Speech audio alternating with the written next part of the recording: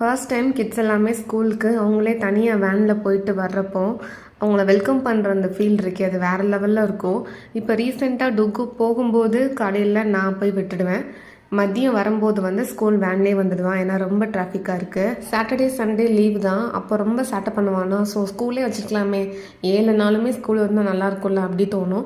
3 மணி நேரம் தான் school. But இருந்தாலும் ஸ்கூலுக்கு விட்டுட்டு வந்ததுக்கப்புறமா ஐயோ பாவமே அழுகுறானேன்னு தோணும்.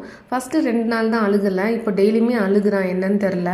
ஸோ இன்றைக்கி ஸ்கூல்லேருந்து வரும்போதே சார் ரொம்ப ஹாப்பியாக வந்தாங்க. ஏன்னா ஸ்கூலில் கிட் கொடுத்துருக்காங்க அவனுக்கு.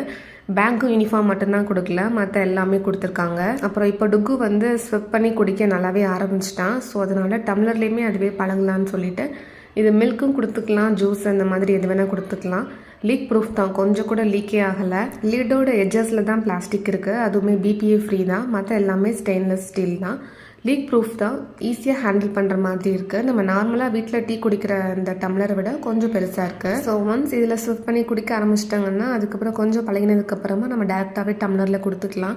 ஸோ அதுக்காக தான் இது வாங்கினேன். ரொம்பவே யூஸ்ஃபுல்லான ப்ராடக்ட் கிட்ஸ்க்கு. லிங்க் டிஸ்கிரிப்ஷனில் இருக்குது, தேவைப்பட்டுச்சுன்னா செக் பண்ணி பாருங்கள்.